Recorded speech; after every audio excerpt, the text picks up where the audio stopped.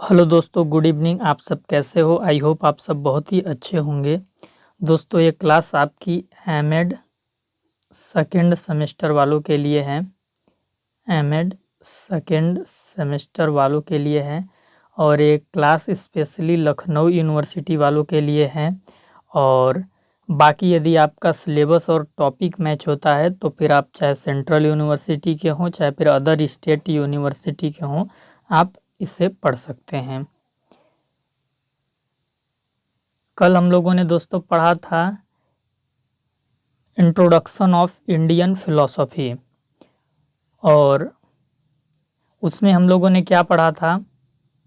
उसमें हम लोगों ने देखा था कि जो भारतीय दर्शन है इसकी जो शुरुआत हुई थी वो 600 ईसा पूर्व से 1500 तक का जो काल है वो वैदिक काल कहा जाता है, या फिर 200 ईसा पूर्व से जो 1500 ईस्वी तक का काल है, 1500 तक का जो समय है उसको वैदिक काल कहा जाता है।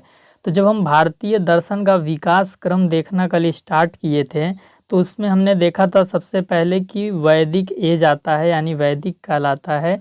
कि भारतीय दर्शन की जब हम बात करते हैं तो सबसे पहले वेदों के बारे में हमको जानने को मिलता है, वेदों का बोलबाला रहता है। फिर वेद को जब हम पढ़ते हैं तो वेद से निकल के हमारा उपनिषद आता है, कि वेदों का जो अंतिम हिस्सा है उसे हम क्या कहते हैं? उपनिषद कहते हैं। तो जो भारतीय दर्शन का विकास क्रम है वो वेदों से होते हुए, उपनिषदों से होते हुए एक ऐसा समय आ जाता है जब वैदिक कर्मकांड ज़्यादा बढ़ जाता है, पशु बलि पर जो आधारित यज्ञ होते हैं वो होने लगते हैं।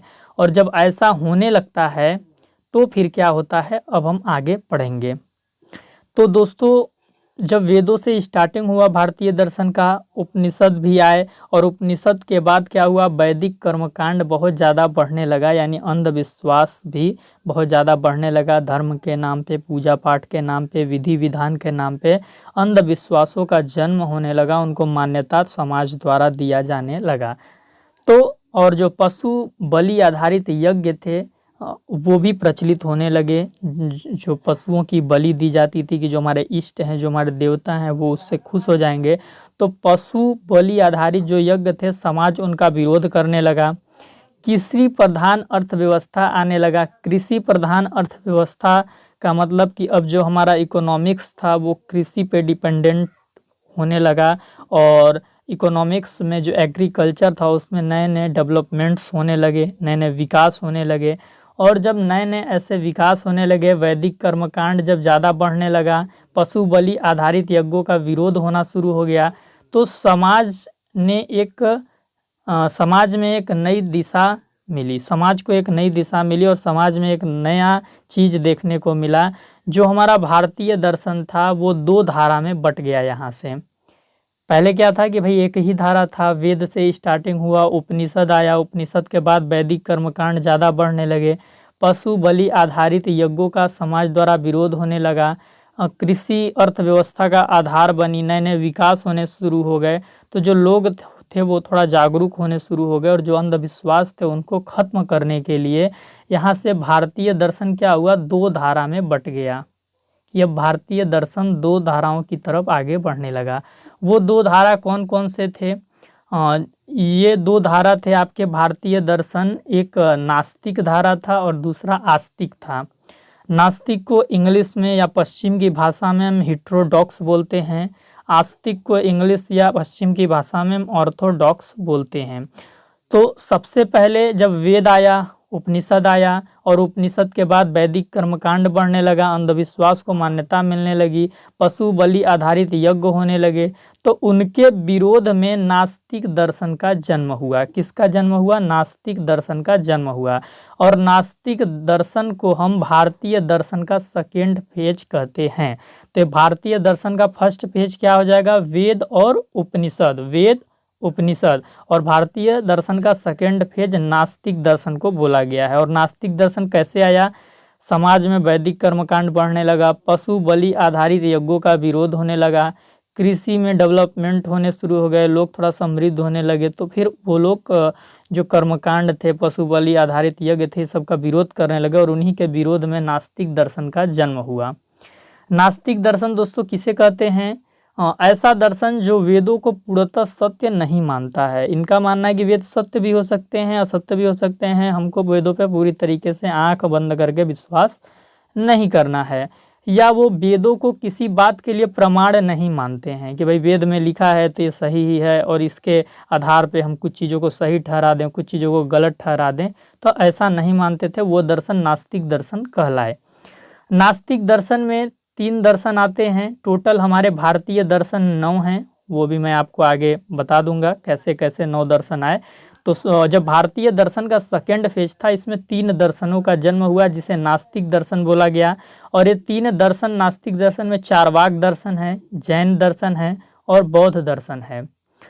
ये तीनों दर्शन वैदिक स्ट्रक्चर के विरोध में उठे थे। जो वैदिक स्ट्रक्चर था, जो हमारा वैदिक काल का स्वरूप था, जो वैदिक कर्मकांड बढ़ने लगे थे, पशु बलि आधारित जो यज्ञ हो रहे थे, इसके विरोध में, इसके आंदोलन में ये नास्तिक दर्शन आया और ये तीनों दर्शन उसी के विरोध में खड़े हुए।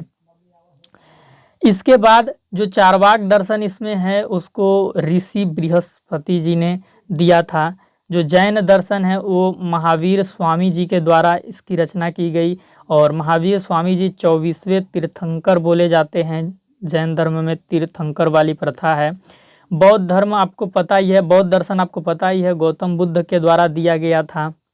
फिर इसके बाद जो जैन दर्शन था आगे जाके 2 संप्रदायों में बट गया था, एक श्वेतांबर था, एक दिगंबर था। और जो बौद्ध दर्शन था आगे चल के 3 संप्रदायों में बट गया था, एक हीनयान, महायान और एक नवयान। नवयान दोस्तों भीमराव अंबेडकर जी के द्वारा 1956 में दिया गया था, जब उन्होंने बौद्ध धर्म को ग्रहण कर लिया था तब। इसके बाद मनुस्मृति में लिखा गया है कि वेदों का जो निंदक है, जो वेदों की निंदा करते हैं, उनको हम नास्तिक दर्शन बोलते हैं। और इसी आधार पर मनुस्मृति में लिखा गया है नास्तिको वेद निंदक। तो ये हो गया हमारा नास्तिक दर्शन। अब नास्तिक दर्शन जब आया तो नास्तिक दर्शन को दबाने के लिए या नास्तिक दर्शन के विरोध में आस्तिक दर्शन फिर आया वापस से। पहले क्या था? वेद उपनिषद था, उसके विरोध में नास्तिक दर्शन आया। और अब नास्तिक दर्शन से अपने आप को, नास्तिक दर्शन से अपने आप को श्रेष्ठ बताने के लिए, अपने आप को अच्छा बताने के लिए आस्तिक दर्शन आया कि भाई बहुत हो गया नास्तिक दर्शन, अब हम फिर से वेद और उपनिषदों के बारे में बताएंगे। तो इस प्रकार से वापस से आस्तिक दर्शन का जन्म हुआ। और ये आस्तिक दर्शन जो वापस से आया तो इसको बोलते हैं भारतीय दर्शन का थर्ड पेज। पहला पेज क्या था? वेद आया, उपनिषद आया। दूसरा पेज क्या था? नास्तिक दर्शन 3 प्रकार के आए, चारवाक, जैन, बौद्ध। फिर इसके बाद वापस से इनके विरोध में आस्तिक दर्शन आया, जिसको कि भारतीय दर्शन का थर्ड फेज बोलते हैं। अब आस्तिक दर्शन किसे बोलते हैं? जो वेदों को पूर्णतः सत्य मानते हैं कि जो वेद में जितनी भी बातें लिखी गई हैं, जितने भी सूत्र लिखे गए हैं, वो पूर्णतः सत्य हैं, उस पर किसी भी प्रकार के संशय संदेह की जगह नहीं है। और प्रमाण भी वो वेदों को मानते हैं। किसी भी चीज़ को सही ठहराना है, किसी भी चीज़ को गलत ठहराना है, तो हम वेदों के आधार पे ये सारी चीज़ ठहराएंगे। तो ऐसा जो मानते थे वो आस्तिक दर्शन कहलाए। आस्तिक दर्शन टोटल 6 प्रकार के हैं और वो 6 कौन कौन से हैं? सांख्य और योग दर्शन हैं। ये साथ में इसलिए लिखा गया है, दो के ग्रुप इसलिए बनाया गया है कि ये दोनों आपस में क्या है? समरूप हैं, थोड़ा समान है, मिलते जुलते दर्शन हैं।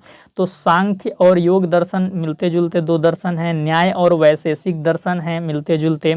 मीमांसा और वेदांत दर्शन है। तो इस प्रकार आस्तिक में टोटल 6 दर्शन हो गए और नास्तिक में हमारे ये 3 दर्शन हो गए। तो 3 + 6 जब हम कर देंगे तो टोटल हमारे भारतीय दर्शन कितने हो गए? 9 हो गए। और इन्हीं 9 भारतीय दर्शनों के बारे में जब हम जानेंगे तो इसी को हम बोलेंगे भारतीय दर्शन का परिचय। तो आपको अब समझ में आ रहा होगा कि मैंने कल आपको वेद और उपनिषद क्यों पढ़ाया था, क्योंकि अभी मैं सारी चीज़ों को कनेक्ट कर रहा हूँ। मैं बता रहा हूँ कि वेद और उपनिषद के विरोध में ये 3 प्रकार के नास्तिक दर्शन आए। और जब ये 3 प्रकार के नास्तिक दर्शन आए तो इनसे अपने आप को श्रेष्ठ बताने के लिए या इनका विरोध करने के लिए फिर 6 प्रकार के आस्तिक दर्शन आए। तो ये विकास क्रम इस प्रकार से आगे बढ़ा। तो इसलिए मैंने आपको कल वेद और उपनिषद पढ़ाया था। अब इसमें क्या है कि सेकेंड फेज के विरुद्ध तीसरा काल शुरू हुआ। ये जो सेकेंड फेज में 3 प्रकार का जो नास्तिक दर्शन आया, चारवाक, जैन, बौद्ध, इसके विरोध में तीसरा काल शुरू हुआ। भारतीय दर्शन का थर्ड फेज स्टार्ट हुआ और उस थर्ड फेज में टोटल 6 प्रकार के आस्तिक दर्शन दिए गए। और ये जब तीसरा फेज भारतीय दर्शन का स्टार्ट हुआ तो वो वेदों और उपनिषदों को फिर से रिफॉर्म कर स्थापित करने का प्रयास करता है। ये तीसरा फेज इसलिए भारतीय दर्शन का स्टार्ट हुआ कि जो नास्तिक दर्शन का बोलबाला ये लोग फैला रहे थे, प्रचार प्रसार कर रहे थे, तो लगा कि भैया वेद और उपनिषद तो खत्म हो जाएंगे, फिर सब जैन, बौद्ध, चारवाक इसी दर्शन पे विश्वास करेंगे। तब क्या हुआ कि नहीं, ऐसा नहीं होने देना है, वेद और उपनिषदों का अस्तित्व बरकरार रखने के लिए वापस से थर्ड फेज स्टार्ट हुआ भारतीय दर्शन का। और उस थर्ड फेज में जितने 6 दर्शन टोटल आए, वो 6 दर्शन का ये प्रयास था कि वेद और उपनिषदों को हम रिफॉर्म करेंगे, अलग स्वरूप देकर उनको फिर से स्थापित करने का प्रयास करेंगे। ठीक, तो जो जैन, बौद्ध और चारवाक के खिलाफ खड़ा होता है। तो ये जो भारतीय दर्शन का थर्ड फेज था, ये नास्तिक दर्शन के विरोध में आया और नास्तिक दर्शन के विरोध में खड़ा हुआ। तो ये चीज था। और फिर इसके बाद क्या हुआ कि ये जो 6 प्रकार के दर्शन आए, आस्तिक दर्शन सेकेंड फेज के विरोध में, ये वैदिक और औपनिषदिक साहित्य की नई व्याख्या करते हैं। जो वैदिक कर्मकांड थे, जो पशु बलि आधारित यज्ञ थे, इनको इसमें से हटाकर एक उनको रिफॉर्म करने का कोशिश किया गया और नई प्रकार से वेदों का, उपनिषदों का व्याख्या ये 6 प्रकार के दर्शन करते हैं। 6 प्रकार के कौन से दर्शन? सांख्य, योग, न्याय, वैशेषिक, मीमांसा, वेदांत। ये ठीक। अब हम ये 6 प्रकार के दर्शनों के बारे में थोड़ा थोड़ा जानेंगे कि भाई ये 6 प्रकार के दर्शन कैसे हैं। तो जो सांख्य और योग दर्शन हैं, ये ग्रुप ऑफ फिलॉसफी है, यानी कि ये इनकी जो फिलॉसफी है ये दोनों एक दूसरे से मैच करती है। एक ग्रुप कब बनाया जाता है?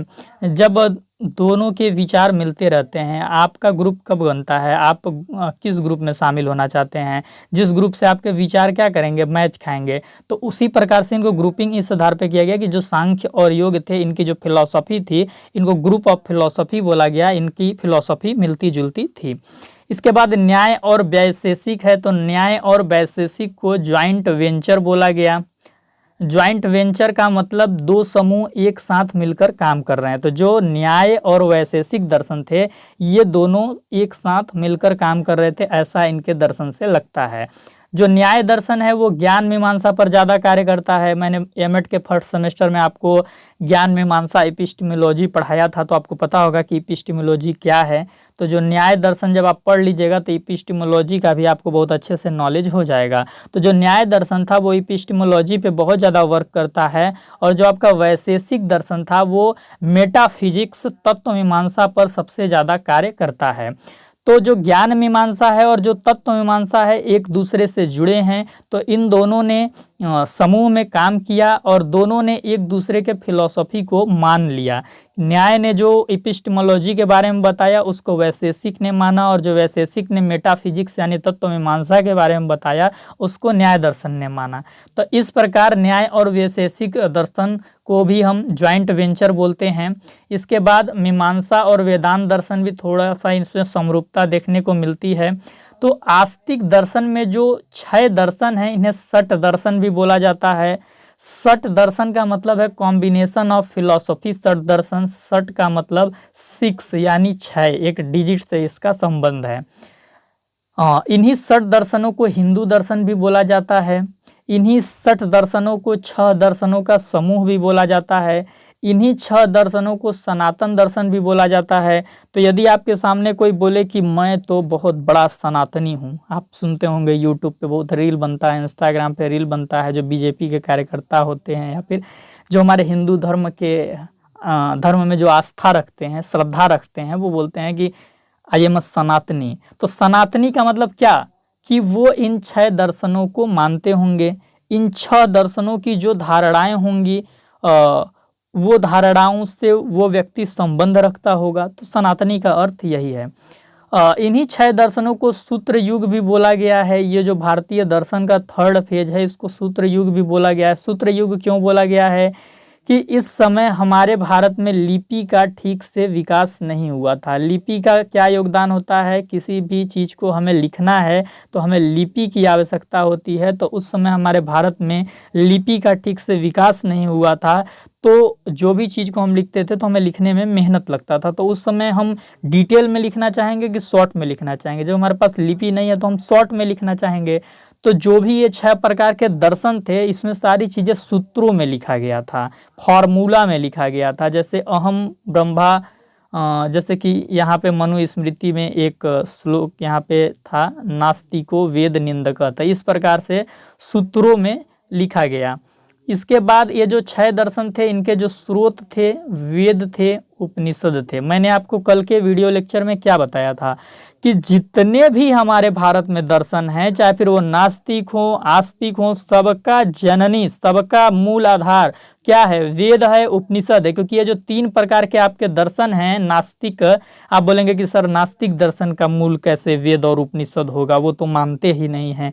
ये 6 दर्शन के ही न वेद और उपनिषद स्रोत होंगे। तो भैया जो नास्तिक दर्शन था, चारवाक, जैन, बौद्ध, वो किसके विरोध में आया? वेद और उपनिषद के ही तो विरोध में ये लोग आए।